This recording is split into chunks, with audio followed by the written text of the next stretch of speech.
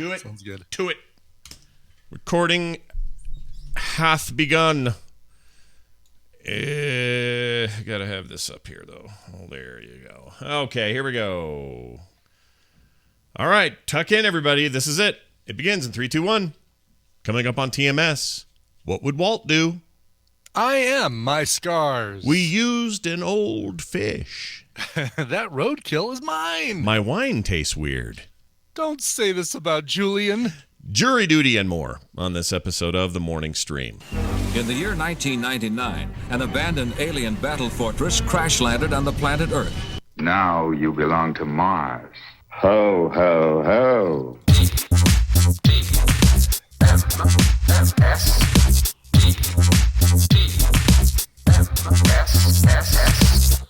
The Morning Stream. This car smells weird.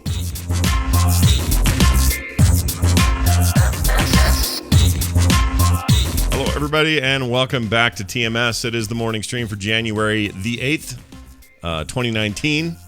And I'm Scott Johnson. That's Brian Ibbett. Hi. Good morning. Hello, how are you? I'm fine. I'm okay, except I got a weird thing to tell you about. But before I tell you about my weird thing, my unexplained, mysterious, aliens in the night weird thing, I first need to throw this at you just to see what you think, because I know you're you like your Disney visits. You like Disneyland. I'm a Disney file, yes. Yeah, Brian likes going. He likes to do the rides. I like an annual visit to the House of Mouse. Right, and I assume that the Star Wars stuff interests you with that they're working on there. You're excited about that? Are they're doing Star Wars? How did Disney weird, what does right? Disney have to do with Star Wars? I know. It's so weird. I don't know how they got this deal. It's pretty insane. Who's allowing them to put Star Wars in their park? Yeah. Well, last time we were there, you can, if you look over in that closed part of the parking, see what looks like a big Jabba's palace thing going in and other stuff happening. I mean, there were places. It used to be kind of like you had to go to a specific place and you could kind of maybe see something. No, I mean, there were places where you look over and it's like, oh, look at that. There's the Star Wars stuff. You know, you're up top on one of the rides and you can look over and see that. Yeah, it's crazy. So every time I've gone, or the last 2 times I've gone, they've been under construction, and so I keep getting more excited. And I know that you have as well. We're both Star Wars fans. We like Disney. Okay, so good deal. Well, got some bad news for you. Okay. Disneyland has raised their prices ahead of the opening of Galaxy's Edge, which is their Star Wars installation. How do you feel about them coming in early and gouging you for the thing? Let me ask you this: okay. If the headline said Disneyland raises prices, and not ahead of Star Wars Galaxy's Edge opening, would that change your opinion of it? I'd still be annoyed, but because they link baited me into thinking that it was tied to Star Wars, I'm madder. Because there's always something new at Disneyland. Always. Every year we go there and it's like, oh, what's the new thing? Oh, there's the new roller coaster based on The Incredibles, which was actually really cool over at Disney California. Yeah, it was all right. The Guardians of the Galaxy thing was new a couple of years ago. And I don't remember ever hearing the thing, Disneyland raises prices ahead of Guardians of the Galaxy ride opening. Yeah, like that. That's a really good point, and I think you're 100% right. But here are the jumps, and you tell me if these seem gnarly to you or not. It's already pretty expensive to go there. It's already crazy expensive to go there. I mean, you're a couple of yahoos like you and me from podunk towns like Denver and Salt Lake City. The idea of paying around $100 for getting to wait in line and ride some rides seems silly. Like the amusement parks that you and I have access to. Yeah, it kind of seems silly. It's ridiculous. There's no question about that. So here are the changes. Here are the new prices you can get excited about. If you're getting a one-day value ticket, $97 is the current price. You're going to pay $104. Not that big a difference. Small. No, $7. Not too big a deal. 1 day with Park Hopper, it was $147. It's now $154. Yeah, so Tristan and I usually do is the Park Hopper. So $150. Again, $7 increase. $150 to do both parks in one day if you want to do that sort of thing, which we do. And actually, none of these are ridiculously much higher. Like, for example, if you go all the way to the high-end one, which is the 5-day with Park Hopper, that's like people that go down there for a whole week's vacation. Yeah. $370 is the current price. $395 is what you'll pay. This is per person, by the way. I should make that clear. Mm-hmm. This isn't a group rate or anything like that. And then annual passes is where actually the biggest percentage jumps happened. Yeah. If you're doing the premier thing, which used to be $1,579, you are now going to pay per year annually $1,949. That's a big jump. That's a really big jump. I don't know what that means, right? Because, all right, annual passes. Here's what I think of when I think of annual passes. Okay, you pay an amount, and you can go there as much as you want for an entire year, right? Yep. They have 5 different levels: Select, Deluxe, Signature, Signature Plus, and Premier. Which...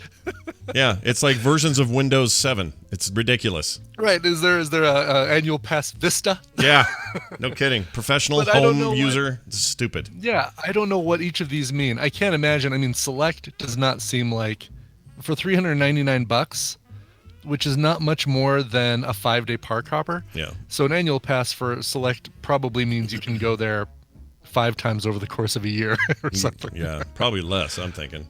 2-3 times. Yeah, I don't maybe. know. Okay, so it is different blackout dates and that totally makes sense. I hate the term select. That sucks.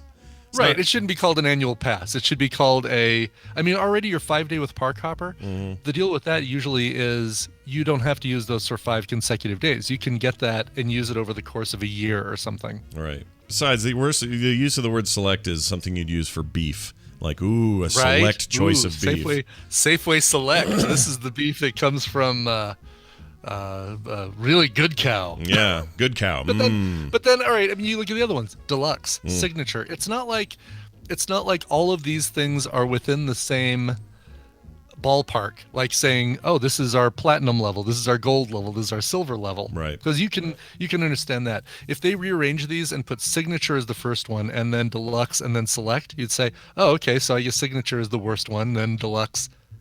These mean absolutely nothing. Yeah, I agree. I also would like to point out, and this article does the same, our friends over there at Slash Film say that the other thing people aren't considering here is no matter what you do or what thing you're paying for, no matter if it's 1 day or a year or whatever premier package you're getting, if you want to actually like breathe in the Galaxy's Edge area, it's going to be a couple years before that thing calms down. And it's going to be crazy. So you're going to pay higher prices to be crammed in like dirty, dirty sardines. Looking forward to it. I'm excited to see a sort of a Mos Eisley, or not Mos Eisley, but like a Star Wars-y town, and you're walking through it and experiencing what it would be like to be there. Yeah. And I'm at kind of like I'd say I'm at an 8.5 excitement level for that. But there's there's plans to do Marvel over at California Adventure more than just the Guardians of the Galaxy ride. You're going to have Stark Laboratories. You're going to have like the Daily Bugle or something. You're going to have a whole bunch of these Marvel properties over there. That's got me at a 10. That's the business that I'm really jazzed You can't wait to see their representation of the local newspaper in the Spider-Man universe. Right, so I could go in there and say, hi, can I get some ads in the health and fitness section?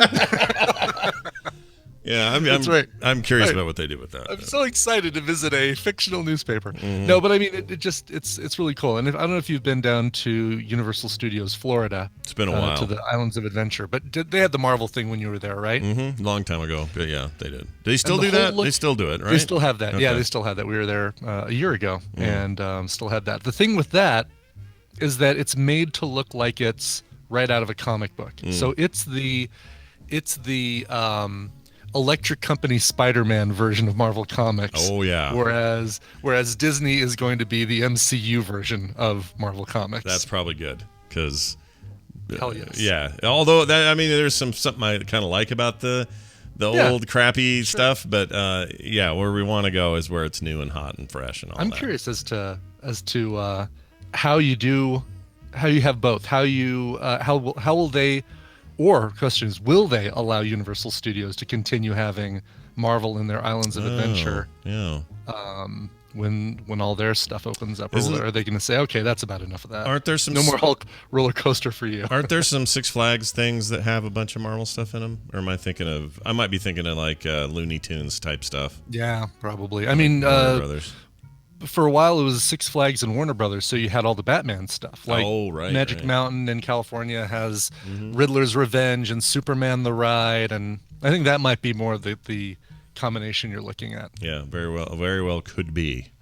Well, anyway, annual passes, carrier people, you're going to pay a lot more. Are they building the same thing in Florida? Are they getting the same Star Wars treatment? Yeah, I mean they get a similar thing. I don't know if it's the same thing, but theirs is scheduled to open a year and a half later after Disneyland's. So Disneyland gets it first, and then Florida gets it later. That's interesting. Universal signed a 99-year contract for the rights to have Marvel Island. He says he works at Universal Orlando, so that's interesting. Oh, cool. 99-year contract. That's crazy. Like, so they're going to have that for a while. That was back when Marvel would sell you the sole of their shoes. We need something to get by. Yeah. Would you like Stan Lee's out of prescription glasses? We'll give you those.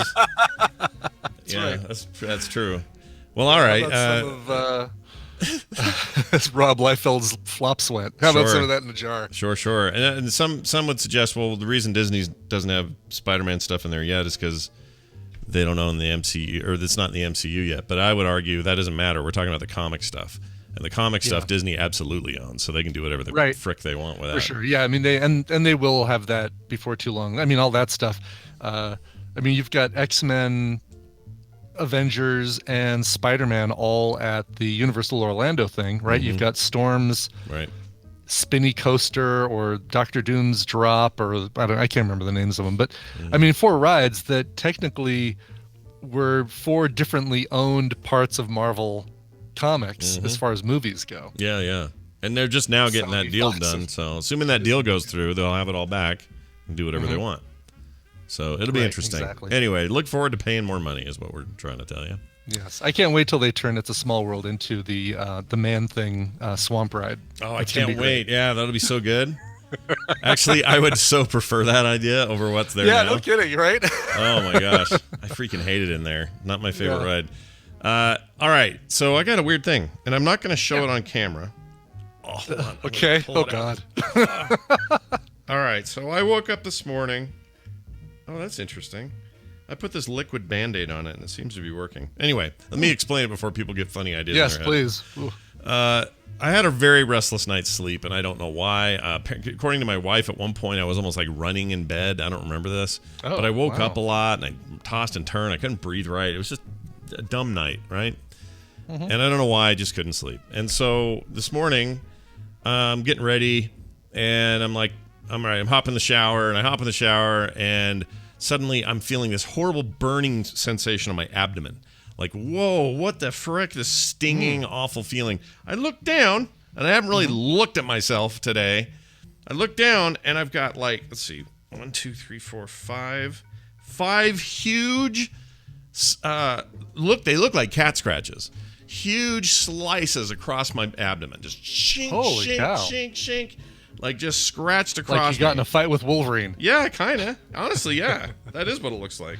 It's like super horizontal, like a cross, like yeah. It's a little random, but there's some crisscrossing happening, so it doesn't look like it was one swipe. It looks like it was multiples, and there was crossing. I don't have nails. Okay, my nails are completely stubs, so it wasn't me. Kim doesn't do this, so she didn't do it. I don't know what did it, and they're awful red, like inflamed looking scratches across my abdomen. And I'd show the camera if I felt like I wanted to make everyone gross out, but I don't. Yeah. But it's very Freddy's glove kind of. I was gonna say you Gray Fox 2K30 gets points for being the first Freddy Krueger reference in the Tadpole, but so far there've been like half a dozen of like, oh, well, you obviously had a dream and Freddy Krueger was in your dream. That's why you were running. Sure. Freddy Krueger was coming for you. Subsequent films in that series proved it wasn't just about Elm Street, right? Elm Street wasn't the only street that he haunted. He would go all over the place. Yes. So it's entirely possible that's it. Was your Elton John looking mom one of the people who shoved him into a boiler room in the basement of that school? Is that the deal? I can't. Because that's who he was getting his revenge on, right? With the kids of and then shoved her the in kids there. of the parents. Yeah, that was the whole thing. They burned him in the boiler room of the school. Right. But no, my Elton John looking mom was not involved in that. So I don't know. I have no explanation. We have a cat. It's possible in the night the cat got weird, but I would have woken. I know I would have woke up from that. I just know it. Well, or here's the other thing is, I mean, there's, and maybe somebody can disprove this or confirm it or something like that. I've heard that there are oils or something on a cat's claws that sometimes when they scratch you can make that scratch itch and burn long after the initial laceration. I think it's because they dig in their own poo in their thing. It could be, right? Because you never see a cat. You see cats cleaning their paws, but they never pop their claws out and go. Yeah, no. I think they don't care about that. They leave the poison on. Maybe did that. Lee Merriweather possibly. Sure. I don't think. I don't know what to do though. Like I'm just gonna. I have this liquid Band-Aid on it right now, which turns into like a weird crust, and it's helping. But I would like an explanation. I feel like I'm having I need some independent inquiry into what happened. Now the only thing I can think of is yesterday during the thing we recorded with you. That wasn't a live stream or anything, but the dog was down here. And she had jumped up on my leg and was looking like she needed a little love. And this was Rainer. So I picked Rainer up and I held her for a little while. And then just about the time that interview was over, I put her back on the floor. Now, it's possible during that time maybe, or when I picked her up to put her on the floor, I just don't remember her slashing with her back feet or, kicking away. Because dogs don't like heights, and I'm up on this big chair. Right. So it's possible that was it. But it's a freaking mystery to me. And man, I'll tell you what hurts in the shower in the morning is freaking hot, branded Wolverine scars on your belly while you're trying to soap it up. It really stung. It still stings right now. That is so crazy. I wonder. You should see it. Yeah, I'm not going to show you, but it's gross. Yeah, I don't need to see it. Yeah. But I mean, the fact that that you're not seeing multiple parallel scratches makes me wonder. If it was. It's like a shink, if it was shink. Animal related, huh? It's like here. I'll. You know what? I have an idea. Hold on. Oh, this one. Okay. Will this work? Hold on. I have an idea. Let's see if this is the worst idea for radio or not, because it might be. All right. Okay. So we're gonna go here. We're gonna start a new one.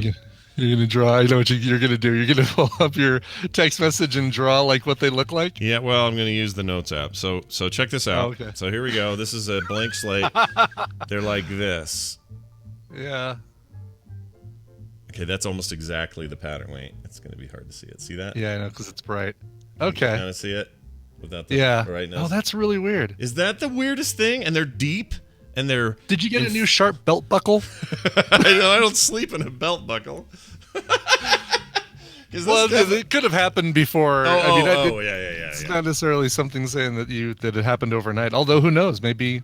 Well, what was I wearing yesterday? Oh, I know, because yesterday I had on these sweatpant things I got for Christmas. They're like jogging pants for outside jogging in the cold. So those, and they just have a drawstring, so there's no thing there.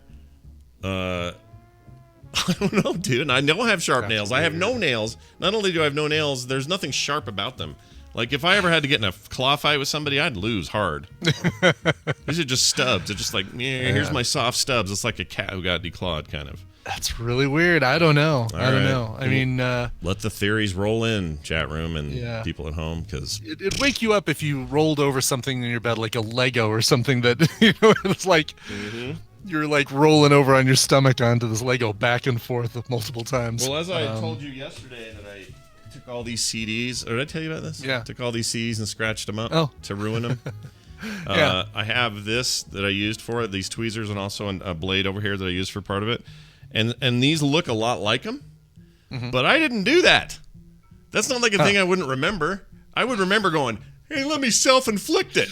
Right. You're not holding the CD on your stomach and cutting across it overshot again. No, not exactly. And then so maybe one of these is floating around in the bed because the kids left one in there or something. Maybe there's like a nail clipper floating around in there. That would be weird, but... Yeah, but that would wake you up, and, you wouldn't... I wouldn't expect that 5 times over you would roll back and forth on your side and scratch yourself and not wake yourself up at all I don't know. during that. I should have asked him, did I say anything while I was running in my dream? Maybe I said, Freddy's not dead or something.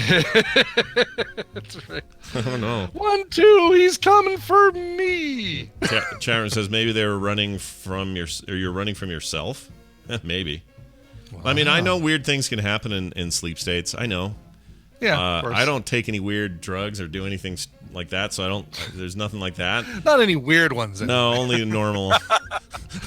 You still doing your melatonin? No, I didn't do that last night. I probably should have because I was so freaking tired and I didn't sleep. You shouldn't. I mean, that's the thing. If you're super tired, well, I guess if you're super tired but you're not able to sleep. Yeah, I was dozing off. I had to stop watching. I've been watching The Bodyguard. I know I can talk about this because it's. We've already recommended it. You've already recommended it, Mum. Yeah, so I Mum. can't Exactly. recommend it again, Mum. Yep. And you can see why I had the Mum thing, right? You understand now. Totally. Yeah. Okay. Yeah. I mean, Richard Madden, his accent is so thick in places. It's like, thanks, Mum. Yeah. All right, Mum. Yeah. Come this way. And sometimes, as the conversation is ending, and so that'll be all, detective or sergeant. He'll go, Mum. Yeah. Yeah. That's it. He's great though in there. I love it. Is really good. Show's good. Really, really. Did you good. get to the bit where I was? How far are you in? How many? I just finished episode 3. Okay, so you got to the part that should be annoying, but actually pays off later. I don't want to say what it is. It's let's just say there's a relationship. Did you get to that part? Oh yeah. Okay. At first it annoyed me, but it actually has a great payoff, so it's worth watching. Okay, cool. Yeah, no, that started in. I mean, it's kind of there were hints of it in 2, right? Or maybe it started in 2, like full on. I think it started at the end of 2. A little bit of flirtation. Yeah, and I remember at the time I went, okay, really, we're doing this? Like, this is where the direction we're going to go? But it actually has a really good payoff. Cool. Anyway, keep going on there. But that's maybe I should have been doing. I don't know. I went to bed on time. I tried to go to bed early. I stretched before bed. I was feeling good. Nick got home from work, so he was good, and the snow didn't take him out, and all is well. And then nope, don't sleep worth of crap, and I look like Wolverine trying to clean himself. Like you got into a fight with Wolverine. Jeez. Yeah, it's not good. Anyway, No. That all happened to me. I hope you all had a great night last night. And I hope you'll join us for this. This is your radio newscaster with another exclusive sensational summary of world and local events. Hey, look at this. It's the news, and it's brought to you by... Brought to you by something that I've been working on for 6 or 7 years. Finally came to fruition officially last night. We recorded the very first episode, pieces of the very first episode of America's Next Top Podcaster. The contestants all have their marching orders. Challenge number 1 is underway.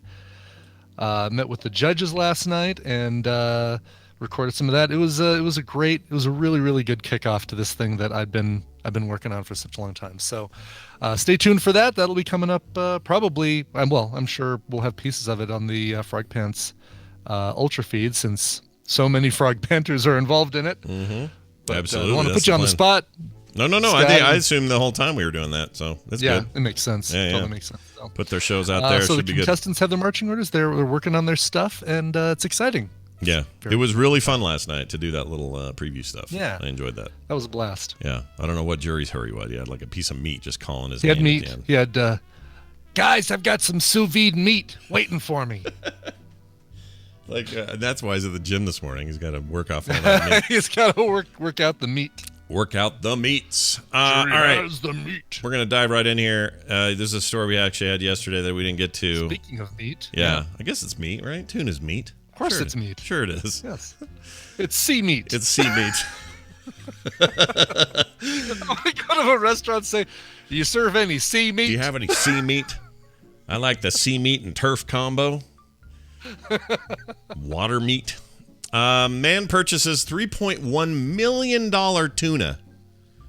A single tuna spent $3.1 million on that tuna. Wow. And now has some regrets. Okay. Let's talk about how. Even the most casual airport sushi eating consumer will tell you that raw tuna is one of the best fish you'll ever eat. Is that true? Yeah, I love raw tuna. It's funny because I went and had sushi last night right before recording with you guys, So I had my sea meat right before. Oh, good. And there's a place nearby that does $1 a piece sushi, and it's all big pieces. They're still like, it's a year and a half after their grand opening, and they're still giving you grand opening size pieces of fish. That's it's great. Amazing. Yeah, I'm jealous already of this. Yeah. So and I had 2 pieces of tuna and 1 piece of everything else. Well, not everything else. Not everything all else. the other things I had were Every other item on the menu. Bring it all out for Brian. I do the this is gonna gross. I'm sure this is gonna gross somebody out. All right. But it's one of my favorite things now to do.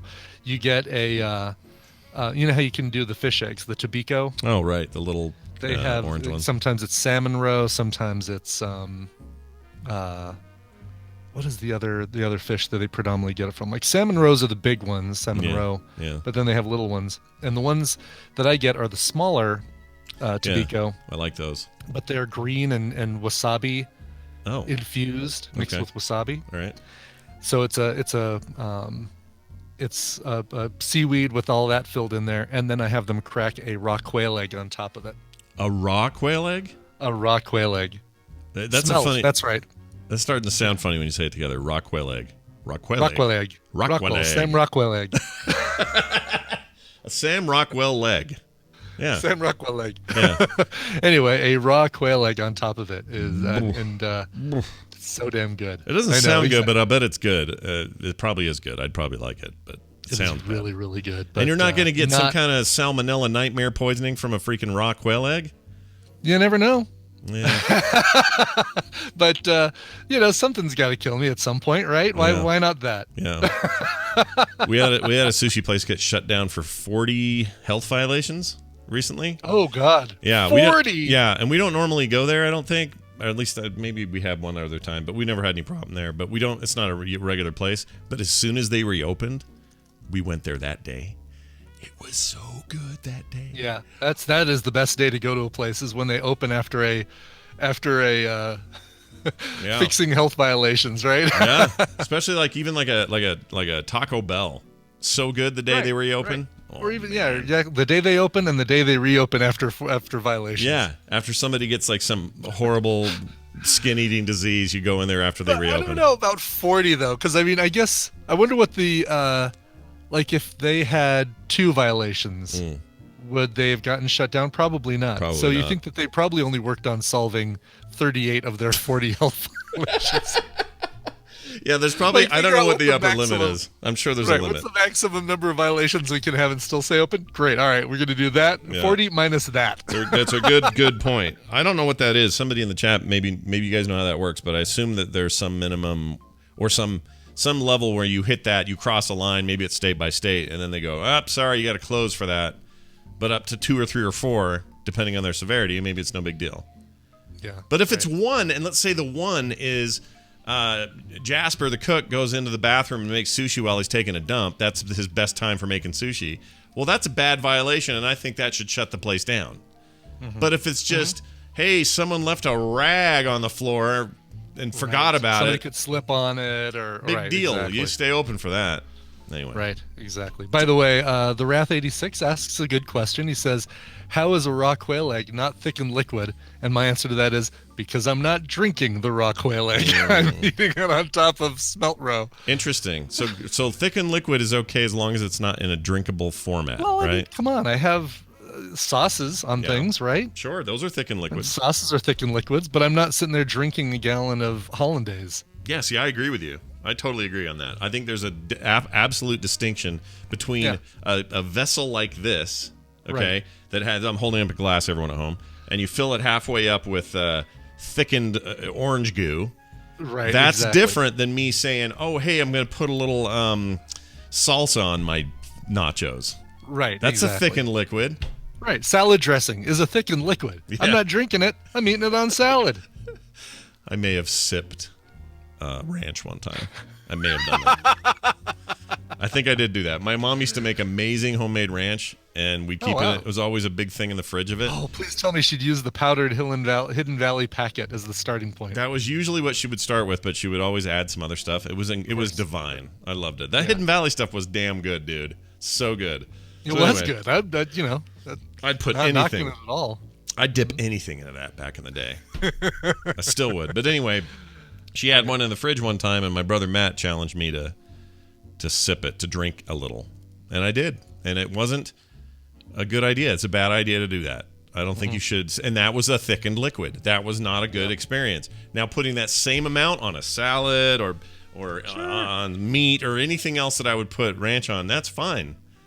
But in any drinkable, you put it in one of these, that's a thickened liquid. That becomes a problem. Now, I will say, we just got through the holidays. Praise be. Praise be. Praise be. Under his eye. Mm-hmm. Exactly. And one of those things I do like during the holidays, although drank it a lot less than I usually do, is eggnog. Very much a thickened liquid, and very much one that you drink out of a glass. But I'm all right with that. And I don't know why. Maybe if I told my brain that stuff that we were drinking before thought of it like eggnog, then I might not have had such an issue with it. But you don't mind thickened iced tea, people. No, it was thickened coffee. Well, you don't. Yeah, that's right. That was bad. But you like a milkshake, right? I do like a milkshake. So I would say a milkshake is not that different than eggnog. Nope, exactly. So these are acceptable. I don't think anyone can pin you on this. There is a difference between a little glass or cup or mug full of black, viscous, coffee-like material, and a milkshake. You can't compare the two. Totally. You could take some of that thick. Okay, here's what you do. You make a standard milkshake, and then you take a teaspoon of that thickened coffee garbage, and you put that in the milkshake. Now you got kind of a mocha milkshake, and it's probably fine. It's probably fine. And it just kind of dawned on me. Yeah. One of the things that probably didn't help the situation was the fact that it is medicinal, right? I mean, it's for people who have they can't swallow, problems swallowing, right?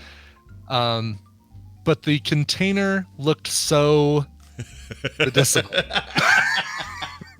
It was such a massive turnoff that if you served me thickened liquid coffee in what looked like a Freddy's frozen custard milkshake cup, I bet I would have far less of a problem with it. Same.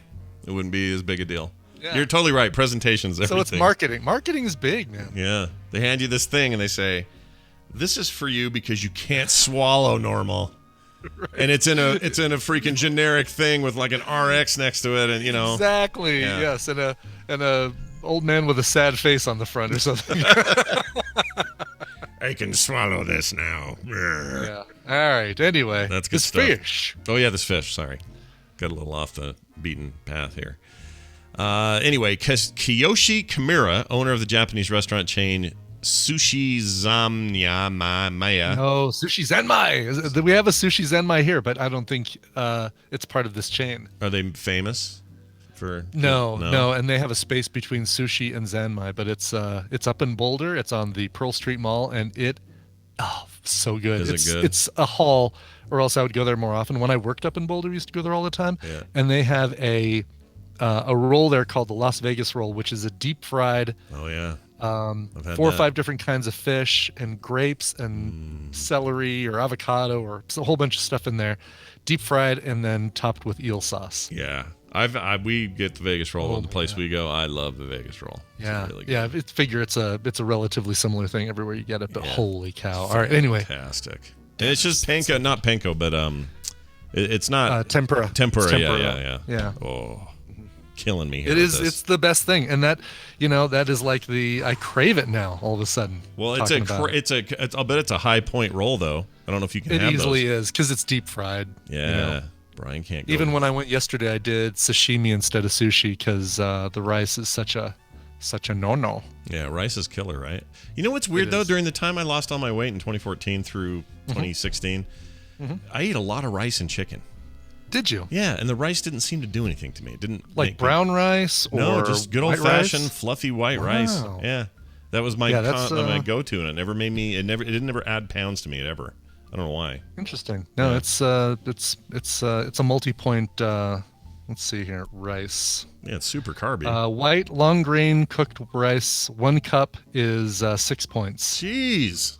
Yeah, it's expensive. It's expensive points wise. Yeah. I think orzo. No, there's like quinoa. Maybe is. Oh, I like quinoa. Quinoa. No, 1 cup, 6 points. Really? Yeah. 2 girls, Orzo's 1 cup, 6 pasta, points. So. Yeah, that's how One it is. cup of orzo is 5 points. 2 girls, 1 cup, 6 points. That's right. Yeah, just to remind everybody that exists. Yeah, thank you. No problem. Anyway, so here's the deal. He purchased the fish approximately half its weight and half the price. Wait, what? Oh, he purchased the fish at auction in Tokyo's newest fish market.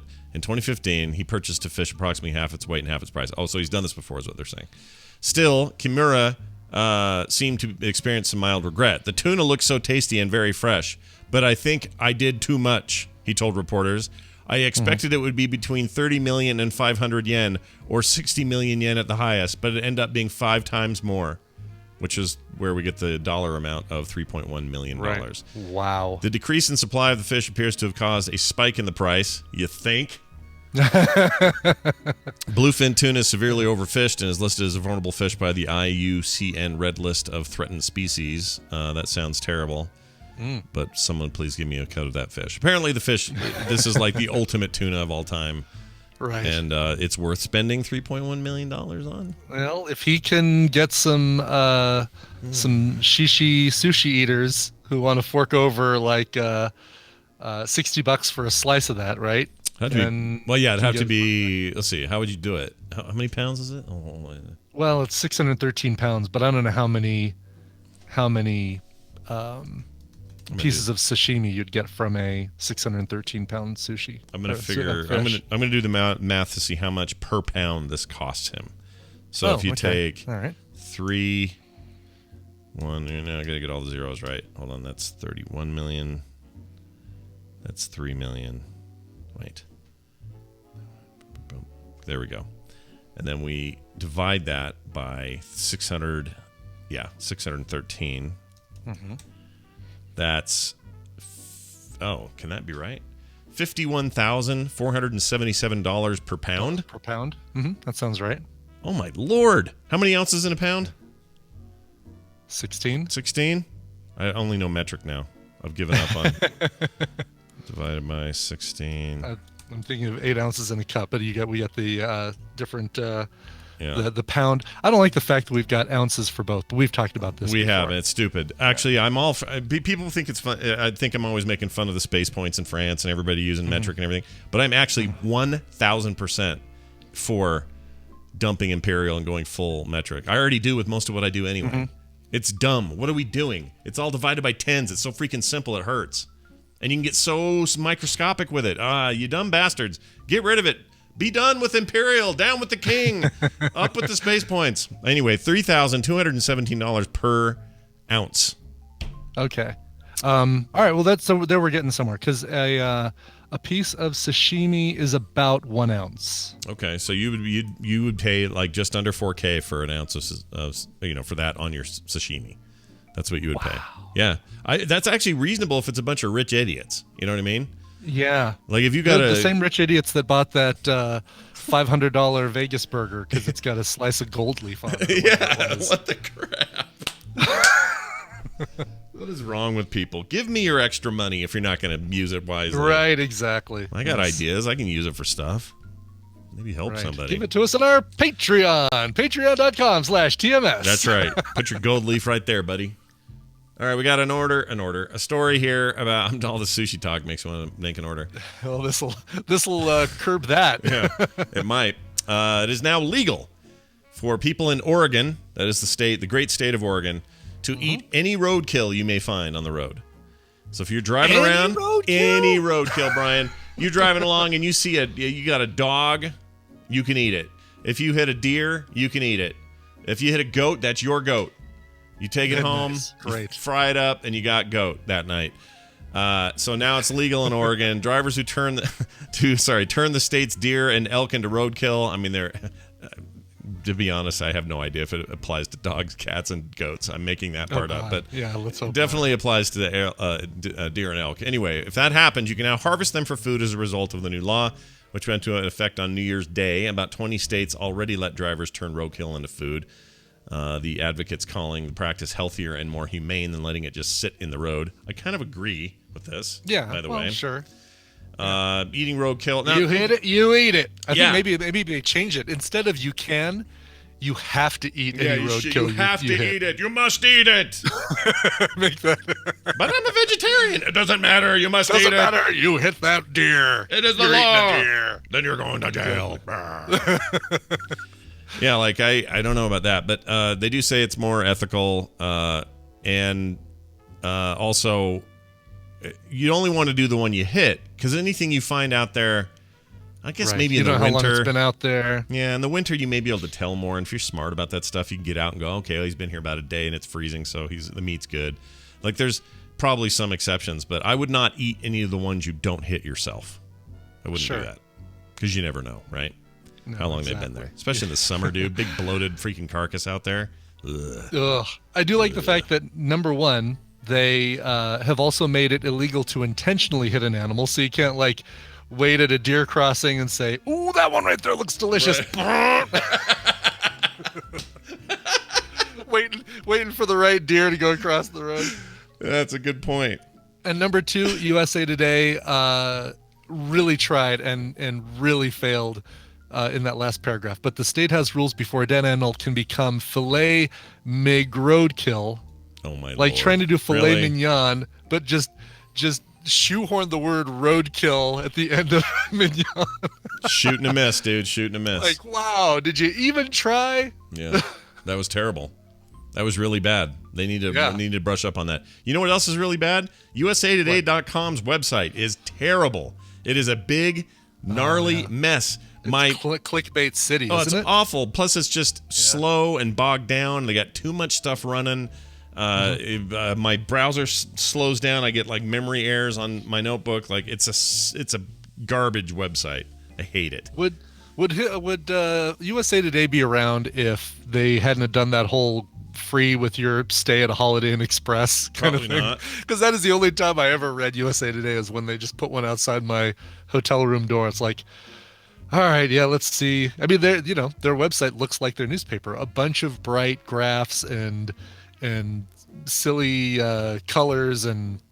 Mm-hmm. They had they used to do them at Denny's too. You could get them free there at Denny's.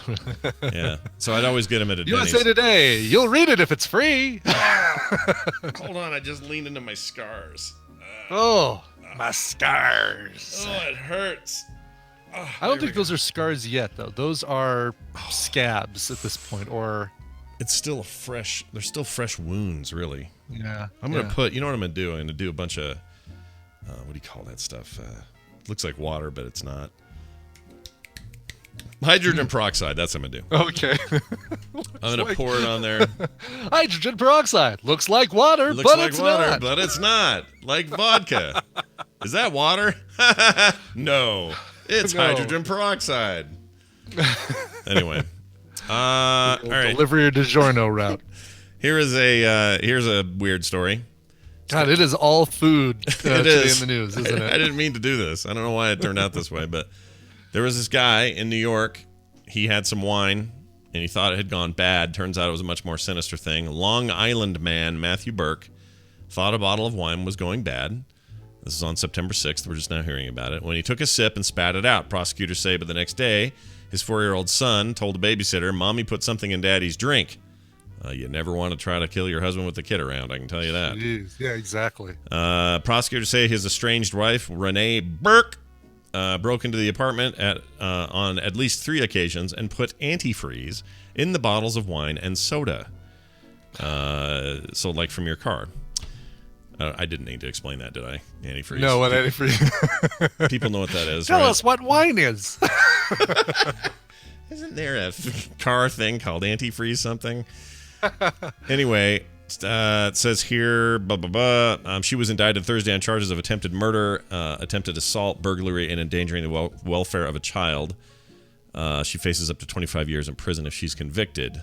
After Burke, the male Burke, contacted police on September 10th, they advised him to install surveillance cameras. And then this captured the wife, this time accompanied by the couple's 8-year-old daughter, pouring a pink liquid into wine bottles in the kitchen. Dude. Wow. Yeah, that's awful. If you're doing this with your child, especially the 8-year-old daughter, yeah, you're going to get caught. You're going to get busted. Yeah, this is terrible. It's really bad. Just pee in the wine bottle like a normal person. Yeah. Does antifreeze still, do dogs still love the taste of it? Do you know? Because that was a problem I don't know. a few years back. Yeah.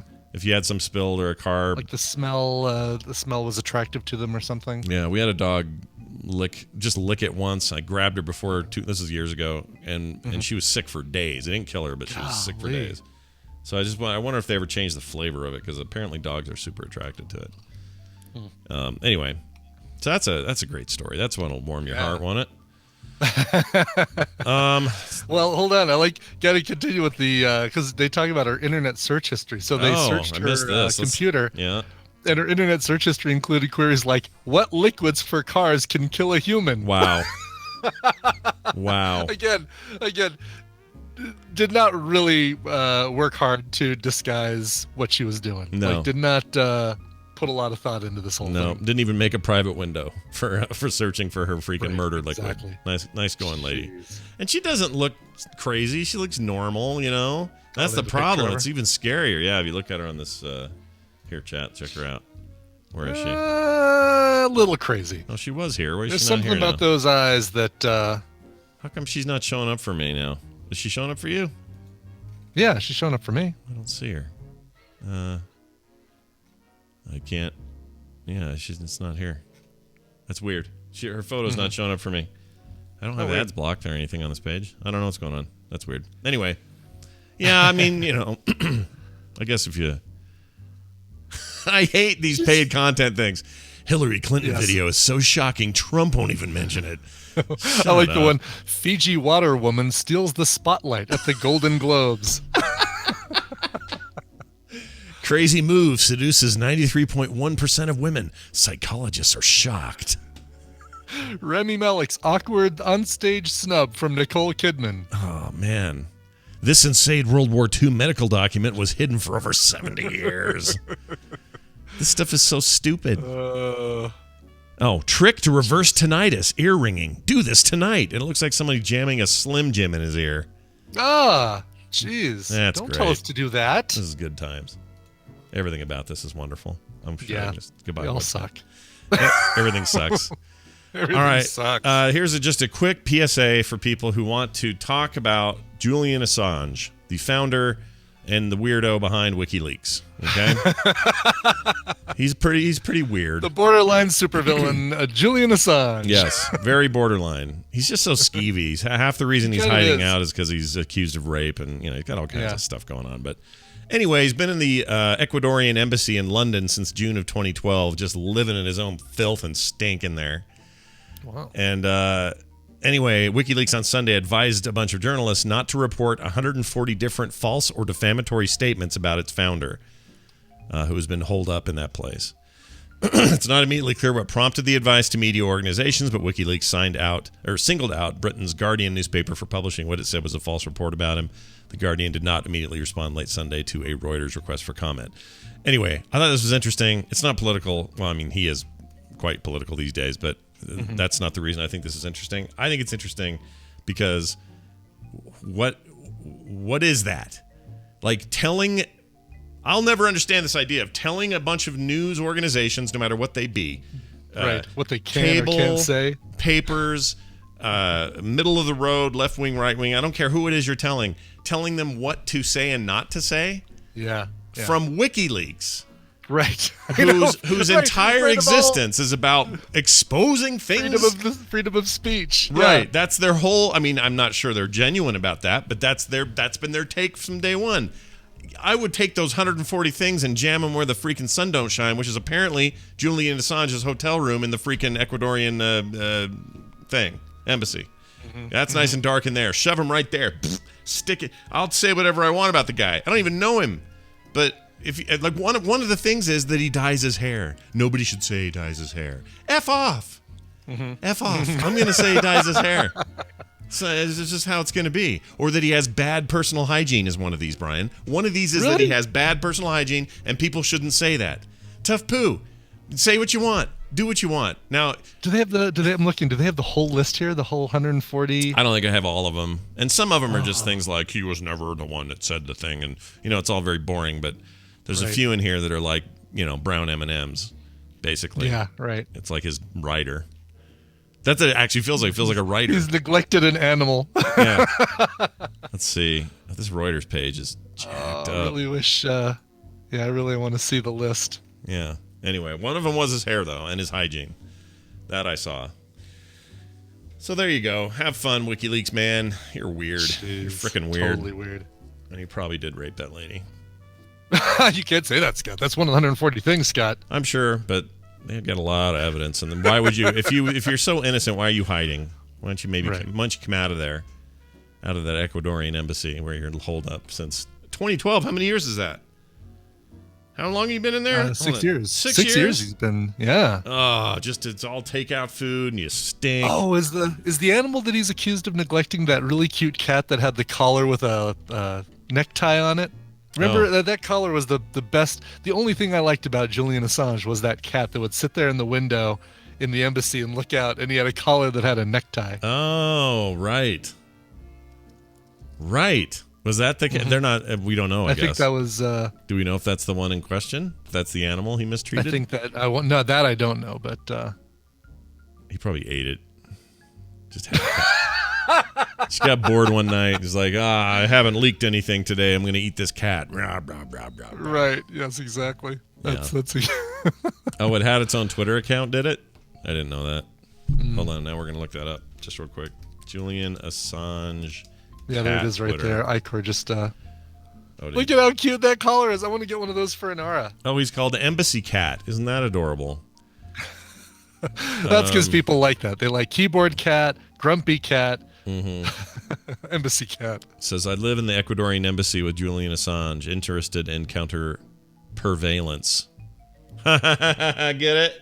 Counter-pervalence, Brian. Pervalence. Yeah, not surveillance, but pervalence. He hasn't tweeted since March of 2018, so we don't know what's happened to the cat. All he did was retweet a bunch of stuff about Julian Assange and then some photos of itself. All right. That's fine. Whatever.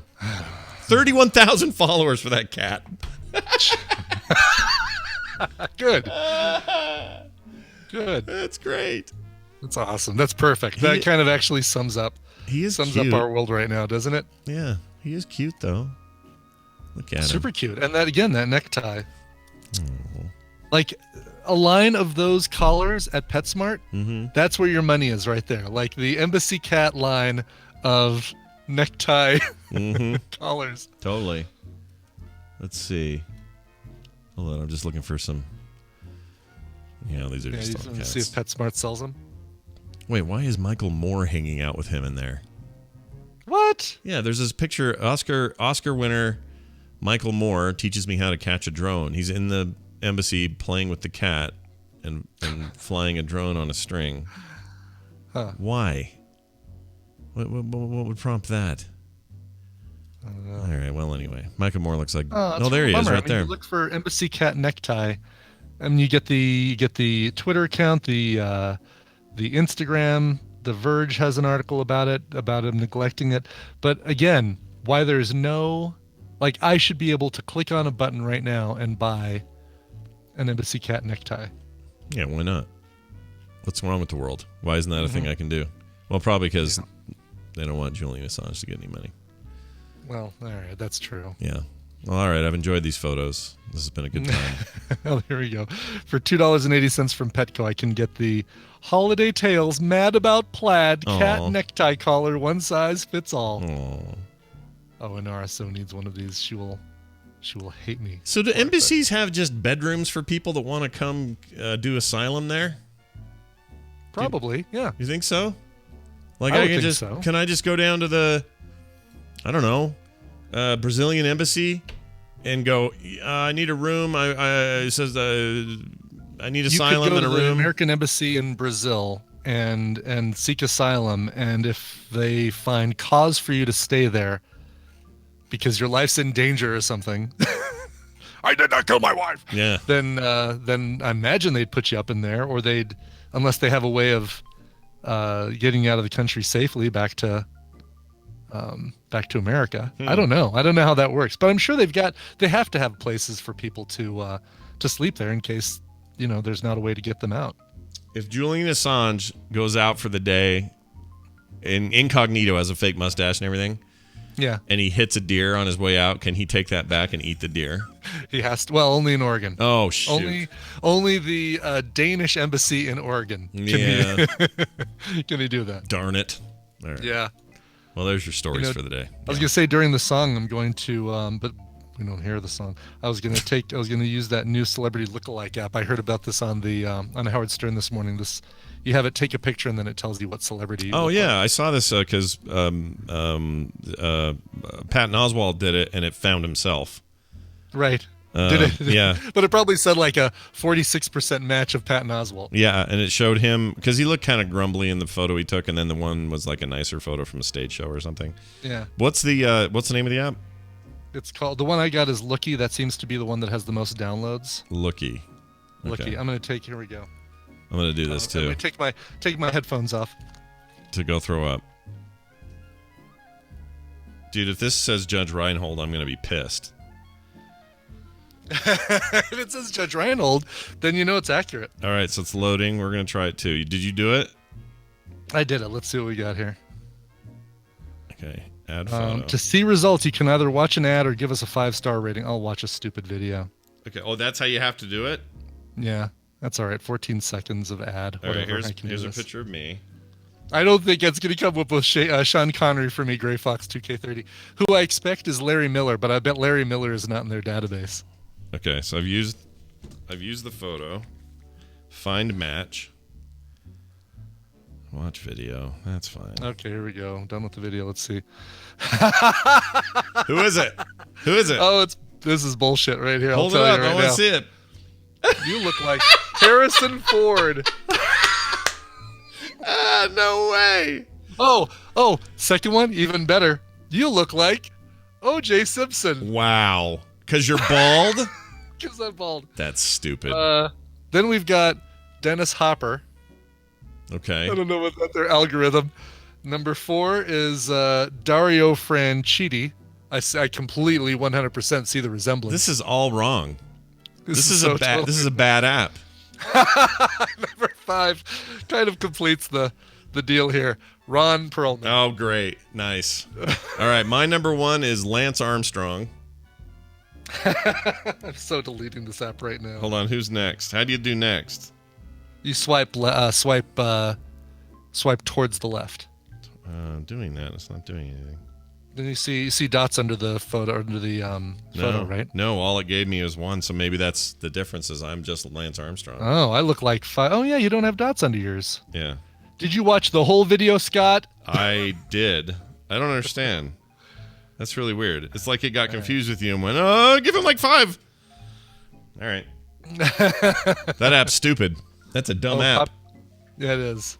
Well done. Pop Sugar apparently is a site that just got all their user photos leaked. Oh, wow. Bummer. Pop Sugar. Who are they? I don't know who that is.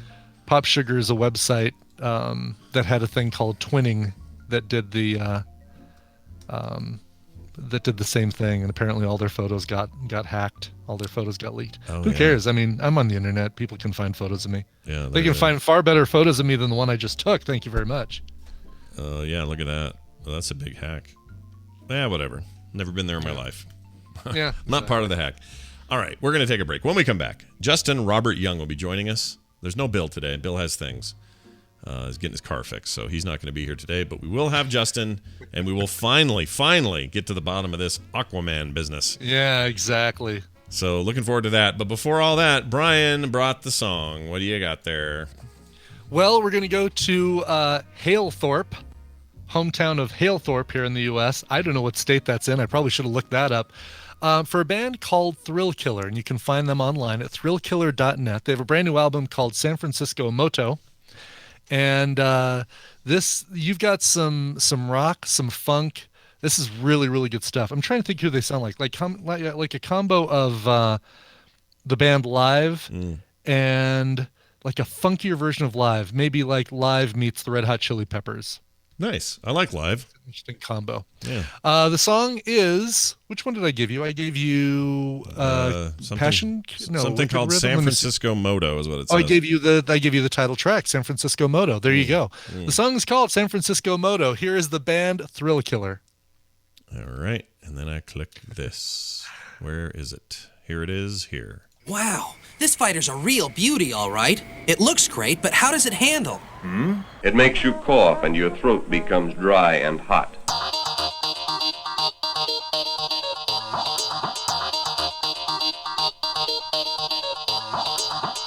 The morning stream. That's my safety word.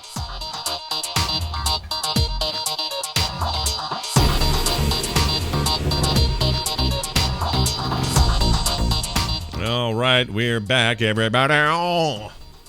Let's get I listened to that song yesterday too that you told me to. It's awesome. Yeah. It's really good.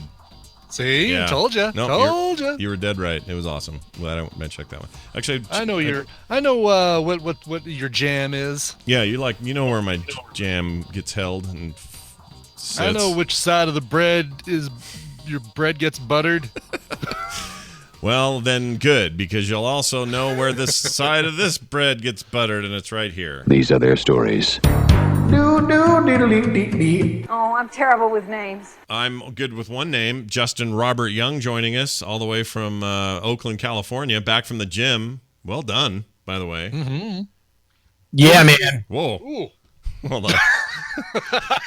You're really loud. On the audio. Here, I'll turn you down. Okay, now talk. Hey, what's up? They're good now. You're fine now. Okay. What is your I need to turn down on mine. Yeah. What's your typical gym routine? What do you do do you do some cardio? Do you do the Nautilus machines? What do you do? Well, I forget how long ago. It was a couple months ago. Ashley and I decided that we were going to do like a personal trainer pack. Like X amount of things. Mm-hmm.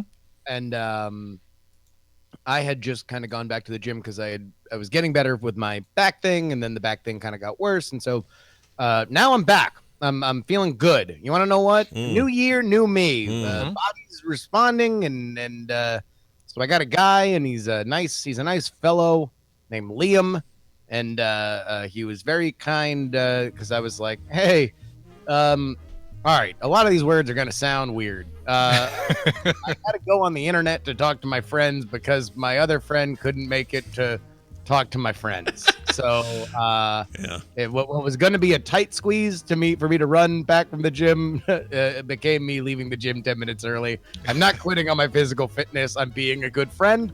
Bye. Yeah. Also, why am I explaining to you? I'm paying you, so right. I'm leaving. Yeah, you shouldn't have explained to him. Yeah, screw that guy. But here's the thing. Like, I have a hard time just telling people that I have to go do a show, period.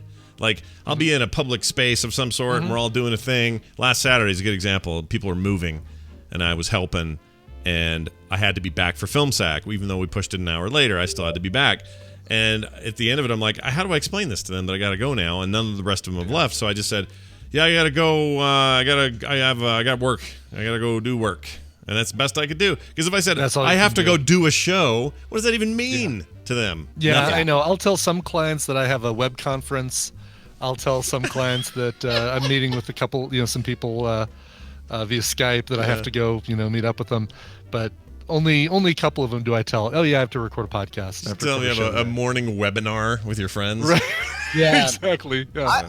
I've always found that, when I used to do the Go game, I used to just use the most embarrassing thing possible. I used to just be like, oh, no, I'm a clown. I'm a professional clown.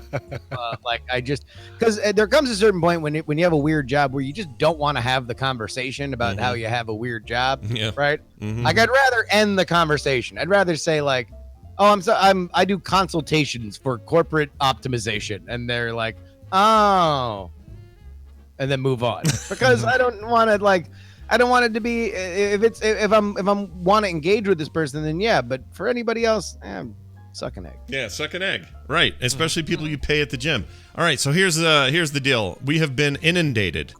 That's not exactly true. A lot of people just have asked, could Justin Robert Young please come on the show and explain his position that Aquaman is not a great movie, but the best movie of all time? Greatest cinematic achievement of all time. Yeah, I feel like there's some hyperbole there and some Justin Robert Youngery going on. But I don't know what.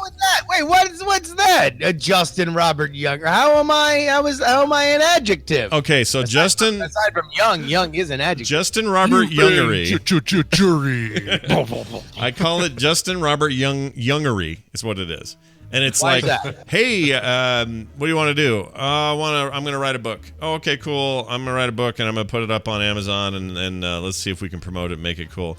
Adding a little Youngery at the end is, dude, what if we figured out a way to make it the most controversial thing ever and we'll totally game the system and before you know it, it'll be number one and everyone will think that, like, that's the Youngery I'm talking about. So it's a combination of tomfoolery and high-pitched voice, apparently, according to that description. That's one I'm sticking with. So I guess what I'm saying is you don't really think it's the greatest cinematic achievement of all time. You can't. How can this be possible? Scott, what's your favorite movie of all time? Of all time? Oh, come on now. I mean, no. This is a good question because I've never told people. What's your favorite movie? Yeah. Of the last 10 years or of all time? All time. That's hard. Depends on when you ask me. It is. Is it not the thing that we all think it's going to be? No, I mean, I love Mad Max Fury Road, but Mad Max Fury Road? Okay, yeah. Sucks. Aquaman's better. Moving on.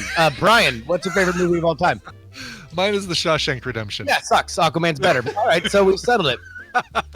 Okay, now maybe just But I genuinely like The Shawshank Redemption. I genuinely believe that it's the greatest movie of all time. You can't tell me that you genuinely believe that Aquaman. I mean, like, how disappointing for you that we've just determined it sucks and Aquaman's better. My condolences.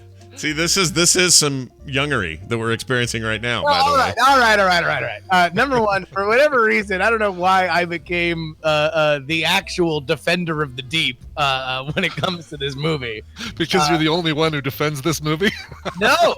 Number one, it's actually had a decent Rotten Tomatoes, and it's probably going to make more money than Dark Knight. It is making a lot of money. You've absolutely got that. Look, I have been very critical of the DC movies post Nolan, and I thought that Wonder Woman was 2/3 of a really good movie, and then 1/3 of a really decent cosplay of the final act of Captain America. Yeah, you're not wrong. You're not wrong. I'd go along with that. Sure, with a mustache. There was a cool mustache in that. Aquaman was the first time that I watched a DC movie, and I kind of understood, oh, this is what a DC movie is. And this is what a DC movie is beyond and different, distinct from what a Marvel movie is. It was big, creative, inventive, and earnest in a way that Marvel isn't. And I love Marvel. I don't want Marvel to be anything other than what Marvel is. But there's several moments in Aquaman where Jason Momoa walks through a burst steam main in this like very 80s action cheesecake, Ripley muscle man kind of shot. And I don't think that happens in a Marvel movie without the main character winking or somebody saying like, hey, Fabio, what's going on? Right. Because that's what Marvel movies are. This is what DC movies are. I very much enjoyed it. Now, what set Aquaman apart to me is the fact that it is on its face this kind of big, dumb movie. Although it opens with Jason Momoa quoting H.G. Wells earnestly, wow. Which in retrospect is something that's very funny. Yeah. Really? He really does. The opening line in the movie is him quoting H.G. Wells. That's crazy. And then, look, what made the movie special to me was, for whatever reason, unexpected, there's just this Game of Thrones, Lord of the Rings level sheen of world building about the kingdoms of the deep that I loved. I adored. Everything felt different. Everything felt distinct.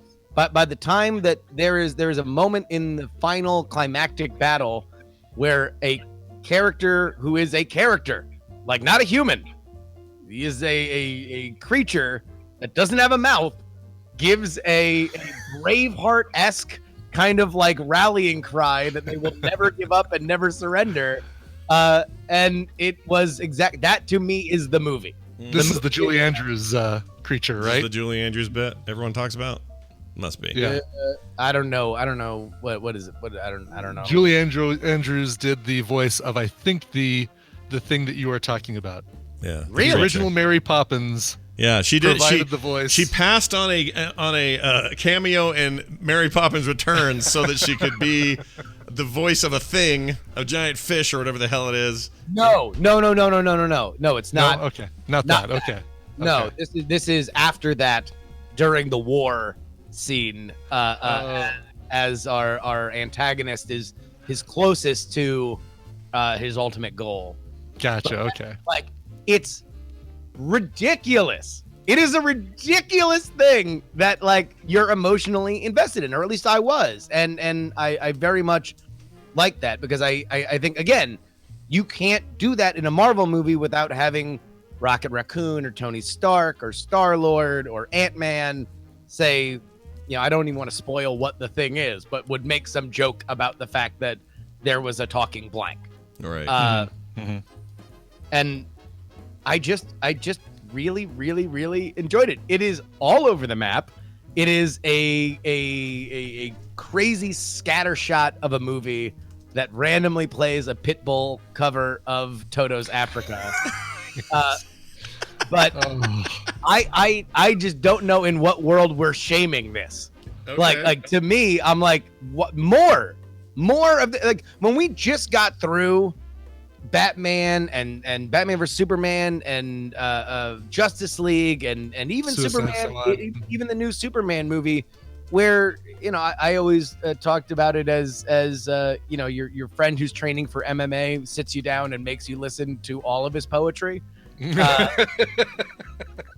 Like, this was just a breath of fresh air, and sure, it's inconsistent, and sure, the tone is all over the place, and sure, the music switches tones willy-nilly, but that to me is something that I very much enjoyed on a level that, tell you what, I thought was missing from all the new Star Wars movies, even the 7 and 8. They're very rarely have they gone to a different planet, and it hasn't felt like a planet that we've been to before. Right. Aquaman did a great job of, as they're going from kingdom to kingdom, as they're visiting place to place, everything felt different. All the creatures looked different. They felt different. They you could tell within 2 lines of dialogue, this is the philosopher kingdom. This is the warrior kingdom. This is the wild kingdom. I don't know. It just Asgard. I like Asgard. I mean, even Asgard. How different is Asgard from Wakanda? Right? Well, no, but I'm talking about like the 7 worlds of Asgard. Like when you see, what is it, in Dark World that he visits a couple of those other ones, those other kingdoms. They're kind of done in the same way. Like this is the warrior one, and this is the philosopher kingdom and stuff like that. Not really. Not in Dark World. It's in one of the Dark World. You have number one, the first Thor is mostly spent on Earth, and you have Asgard, right? There's the one battle scene with the Frost, the Warriors 3, and the right. Oh, in the first one, yes, right. Yeah, and then the second one, they have the intro where Thor's just beating up rock people and crazy, nonsense at the beginning, right? And then you have the elves come back down to Earth. But I guess that's the thing, is that aside from even Ragnarok, which spends most of its time in the stars, you're pretty much locked down on one planet for the majority of it. And that was the thing that I liked in Aquaman, is that it dared to make underwater outer space. It's like that it's something that we always hear, that we know more about outer space than we know about underwater. And this was a movie that's like, oh no, okay, well, if we've written all these amazing stories about what we can find beyond the stars, let's tell this crazy story about what is happening under the waves. Right. So my big contention is, it may be as amazing as you say. I haven't seen it yet. And so to give some clarity to the chat room as well, I haven't seen this movie. I don't have an ultimate judgment on it. I will see it, and I'm excited to see it because I like dumb stuff like this. But my question is it really your favorite movie of all time? That's all I'm asking. I'm not shaming the film like some are suggesting I'm doing. How am I shaming? But what do you say? How do you justify that it's the best movie you've ever seen in light of the fact that I could go through a list? Here's the problem. Is that every time you ask me that question, I'm just going to troll you and tell you Mad Max sucks and Aquaman rules so I can get a reaction. Is it my favorite movie of all time? No, but it's very funny to me that people, for whatever reason, are not into it. That if you're not into superhero movies, okay, cool. You want to know what? This just ain't for you. But like for everybody who is like, wow, these DC movies are too dark. Mm-hmm. This is the Thor Ragnaroking of the DC universe. Oh, that echo is just getting so bad all of a sudden. It's better now.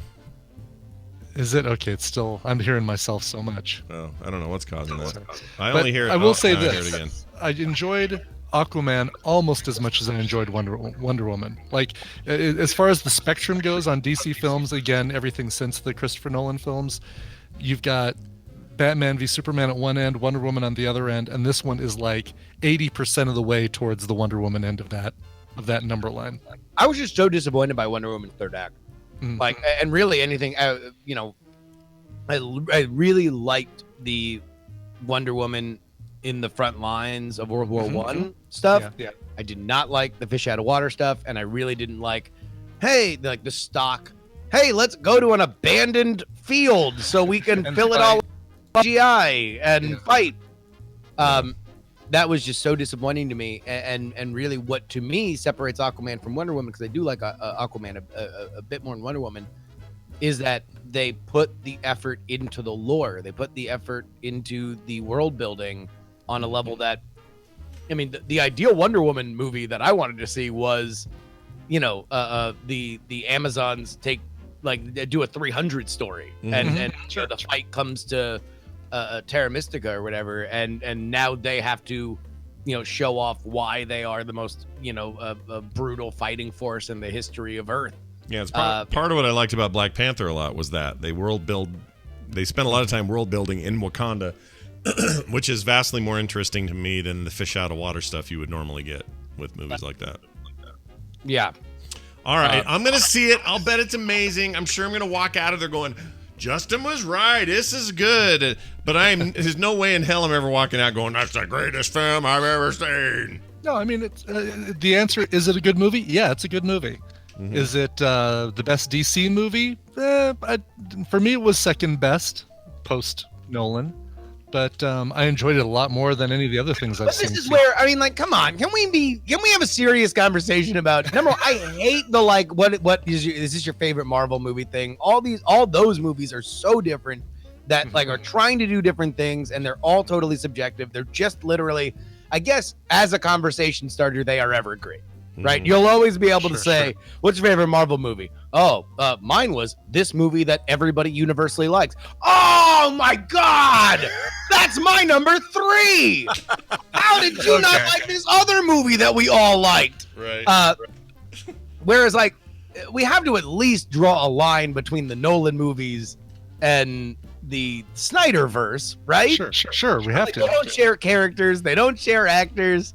Yes, they're using the same IP, but other than that, we should be putting the what's it called? The Michael Keaton and Val Kilmer Batman movies, because they star Batman too. The Schumachers. Okay, I mean, but yeah, you've got Zack Snyder responsible for a lot of the DC stuff, but you had directors all over the place for the Marvel stuff, right? You had Kenneth Branagh, you had Paul Feig, you had all these different. Everything goes through Kevin Feige. Like Kevin Feige, yeah. That's the difference with the Marvel stuff, is that Kevin Feige or Feige, whatever he goes by, he touches and I've heard stories from inside that system. It is he touches everyone. In how systemic they are about trying to, like, polishing scripts and having people write it and then having another person rewrite it and then having the director rewrite it. That Marvel basically comes up with what they need out of the movie. They have their non-negotiables of, like, here's where we're going, here's the larger arc, all these things need to happen in the movie, right? And then they go and say, all right, well, the person who's actually going to make it yours. You do what you want. You add these cool things into it. As long as you keep these things that need to happen, because we actually have a plan going forward that we're going to stick to, then you do X, Y, and Z. But nothing happens. Apparently, I mean, James Wan almost left Aquaman and then stayed on as the Snyder Justice League stuff kind of eventually came to a head. He stayed on because he was able to make the movie that he wanted. And I think that it shows, because I'll tell you what, here's another thing. The creature design of that movie is out of this world. It's really, really, really well done. And there are some moments that, go from very like treacly sappy to like legit kind of creepy horror visuals. On a level I wasn't expecting. It's got a lot of range, like Cthulhu kind of looking stuff. I love that kind of stuff. There's a little bit of Cthulhu. I mean, there's certainly plenty of tentacles. That's for goddamn sure. But I mean, dude, there's an octopus playing drums. Okay, you're not helping me. Now I'm out again. Yeah, that's not selling the argument. Man, but you want to know what? It's perfect. In the situation that it's in, it's otherwise you would look at that scene and you're like, man, it'd be pretty good, but you could really use an octopus playing the drums right here. Yeah. Somebody called George Lucas. He'll know how to do it. All right. I think Hanna-Barbera had one of those too, an octopus that played drums. I'm trying to remember which cartoon it was in, but yeah, like I don't know. I have mentioned this before because it's one of my the moments where you're like, okay, just understand what movie this is. But then again, this is the same movie where I guess my log line for Aquaman is, what if an Old Spice commercial was Lord of the Rings?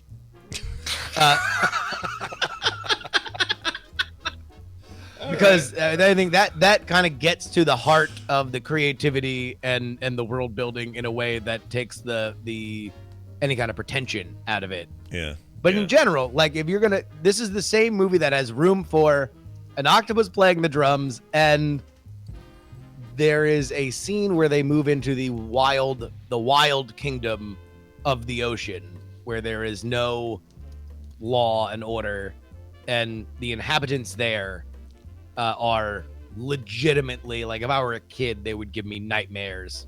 Scary. And the visuals there are top notch. All right. Well, you have me. I'm more interested than before you came on. So I guess congratulations on doing that at least. It's Justin Robert Young, everybody. Anything going on right now that people should be aware of before we cut you loose to the sea? Sure. So, we've not to Justin Robert Youngy it up, but we've done a couple albums, Night Attack, me and Brian. And we got a new one coming out. It will be our 5th album. This album will feature music prominently from one Stephen Cogswell, who has done an amazing amount of work on our show. Every episode for the last 3 years, Stephen Cogswell has, by the next week, had a song that he made based on what we said, using our voices as the vocals. Wow. For the next episode. This has happened for 3 years. So the best of that will be on this album, along with brand new comedy from Brian and I. We will reveal the name of that album, releasing on January 22nd, tonight, on Night Attack. Twitch.tv/Night Attack. And then hopefully on January 22nd, there might be a little crossover event right here on this very show. Oh yeah, a little promotional business going on. Take it easy. There, he's out of here. He always creates weird echo in his thing. I don't know where the echo's coming from. I don't know what it is. Yeah, it's got to be something with his input and output settings in Discord, because he puts headphones on, and I assume there's no audio coming out of speakers, so it's just got to be the things routing around through. It's his router or something. It loses sync or something. It's very weird. By the way, also on the 22nd, we get the Oscar nominations. That's the big reveal morning of Oscar noms. Maybe they'll just call it Oscar noms. That'll be the name of the new Night Attack album. Night Attack, Oscar noms. Boy, you know what? If they do that, it'll be trending on Google search results. Holy cow, it's brilliant. Before you know it, they'll be all the rage. Okay, real quick here, we're going to play, I guess it's a mashup. Yay! Yes, it's a great mashup. We better get the tick marks again for counting for the square jar. The Squareini. Jar. Let's see. This is the Scott Plays Resident Evil Part 3. Oof. This continues today, by the way, at noon to 2. Frog Pants Plays will feature our 7th or 8th hour in that game. Wow. So, why am I doing this to myself? And now I have scratches. I have scratches on myself. I got a burn from yesterday. I got maybe it's from the game. Maybe. Ooh, I hadn't thought of this. Well, anyway, I guess this is me freaking out. So check it out. This is Part 3. Enjoy. Hello, my friends. Hello. All right, F that. Eat my butt. Eat my butt. I'm scared. What just shut? Oh, I'm getting nervous. Shit! I heard a sound. She's up there. Shit. Horse shit. Shit. Oh, it still got me. Something moved. Gosh dang it. Ew, there's mom bits. Oh, gosh dang it. Oh, shit. What the shit? Shit. Oh my gosh. Oh, shit. Do not like. Oh my gosh, dude. I can't deal with her. You dicks. You're such dicks. Oh, shit. Shit. I'm shooting you in the vagina nest. Get off. Shit. Okay, I got her vagina. Shit. Don't do that for a second. Oh, shit. Shit. Oh, my lord. Oh, my lord. Get her in the vajayjay. I can't do this. I hate her so bad. I hate this video game. Gosh dang it. Shit. But I do want to be shooting her in the vajay, right? Like right in the Virginia thing that she's got going there, right? Her crotch hive. Oh, come here. Show me your vagina. Burn vagina. Burn your vajay. Oh, shit. Shit. Disgusting freaking bag of shit. That's right. Right in the birth canal. Take it. I just want to go save. Shit. You hear that piano? That is some horse shit. Oh, dude. Ah, the door's shut. What the hell is that? Shit. Oh, shit. Shit. Shit. Ladies and gentlemen, thus endeth this week's stream. Thank you all for watching. Oh my gosh. It's so much swear. Wow. I can't help but swear in those games. I just can't help it. It sounds so like much vagina in that one.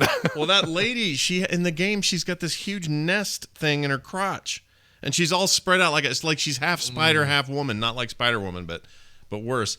And her legs are all elongated and her arms, and she's super creepy in general, but right in the between her legs there, she's got like this big womb-looking hive that is full of bugs and flies and stuff, and she keeps laying eggs on walls. She'll get up on a wall and get up there and go and like leave an egg up there, and then that thing's like starts to swarm. So you have to aim and shoot at her womb hive, and that's the only way to kill her. It was one of the most horrifying things I've ever seen. And some listener of the show, his sister is the voice actress for this. Oh, really? For this creature. So there's been this little hookup on Twitter where we're all getting to know each other.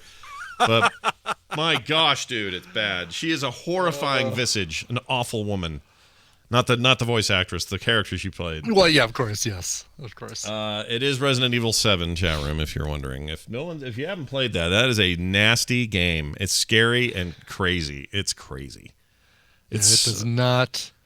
That I own it, and that does not entice me to go back and finish it. No, it's why I didn't finish it the first time, and I'm doing this because a nice listener donated it, and I told him I would, and I'm happy to do it. But, whew, it's rough, and it's not like the old days where you got stuff like this. Barry. It's not Barry. Right. This is not your father's Resident Evil, basically. No, it's nothing. There's some of those same kind of early scares you had in those games, but Barry going Jill does not exist in this. Yeah, it doesn't happen. Wesker. I remember getting freaked out Yeah. The first time you that first corner you round in the top of that house, and you see that zombie hunched over chewing on the first victim dude, and he looks up at you, and the camera kind of zooms in on it. Mm-hmm. But that's like a 1 compared to the stuff in RE7. Most of it was just cheesy and goofy, and there were some jump scares. The weird skinless dogs jumping out of the mirror kind of freaked me out, but I don't have a lot of other memories about it except things like this. You were almost a Jill sandwich. It ruins Jill sandwich. And even some of the dialogue in this new thing are cheesy. You're the master of unlocking. I hope this isn't Chill's blood or Bill's. Who was it? Chris's blood. Chris's blood. Jill. Listen to this Wesker bit. Wesker. Jill, so you're safe. That's what I was going to say. Oh, my Lord. How bad is that? Oh, that's so horrendous. Yeah. And supposedly somebody's sending Outlast 2 to me, which apparently is also another incredibly scary one. Scary. I have no idea. I don't know. I haven't played it. Perfect. I don't know, dude. Anyway, that's happening today at noon. Check it out. Noon to 2. That's cool. Frog Pants Plays. Okay. All right. That's it for the show. Hey, let me say this real quick. If you've got you got a penny in your pocket, I got a place for you to put it. Go to patreon.com/TMS. That's patreon.com/TMS. All comers are welcome, and we thank you for your support. The show does not exist without it. Hey, check this out, frogpants.com/TMS. That's where everything else is. You need email accounts, you need Twitter accounts, you need all our other social stuff. Boom! You can request songs there. You can do all kinds of schmoopy poopy right there at frogpants.com/TMS. And now, Brian, I hand you the keys and let you start this car as we drive away with music in our hearts and minds. Well, I'll be happy to do that. Eric Bot, a.k.a. Superbot in the chat room, says, hey, scones and biscuits, guess what? As of the 6th, I'm 42. Whoa. So I'd like to request a Hitchhiker's Guide to the Galaxy adjacent song from Brian, if possible. In the meantime, you can eat rice. Oh, my gosh, that's an oldie but a goodie. Here you Classic go. right there. Then you can eat rice! There you go. Jesus, loud. Awesome. Anything Hitchhikers of the Galaxy adjacent? I love it. I mean, normally I would jump on a Radiohead, a cover of Radiohead's Paranoid Android. But for this one, I'm actually going to do something that's not a cover because it's just so good. And it's something that people probably haven't heard in a long time. I can't remember if I've ever played on the show because my iTunes was down this morning when I was getting music together. But Stephen Moore, the guy that did the voice of Marvin on the radio show and on the television series, also recorded a couple of songs, Marvin songs. One of them was called Marvin back in 1981. Another one was released as a double B-side with one side having Reasons to Be Miserable and the other side having this one, which is a song called Marvin, I Love You. It's got Stephen Moore on, doing, of course, Marvin's voice. The woman's voice you hear is Kimmy Wong O'Brien. And Kimmy was married to Richard O'Brien at the time. Richard O'Brien is the guy who created the Rocky Horror Picture Show and Shock Treatment and all those other cult classics. Not together anymore, but at the time they were married, and she recorded this. The song is called Marvin, I Love You. It's Marvin, the Paranoid Android. Oh, very nice. All right, we'll see you guys tomorrow. We got normal stuff happening for a Wednesday, so be here for that. We'll see you then. This show is part of the Frog Pants Network. Frog Pants Network. Get more shows like this at frogpants.com. It is the middle of September.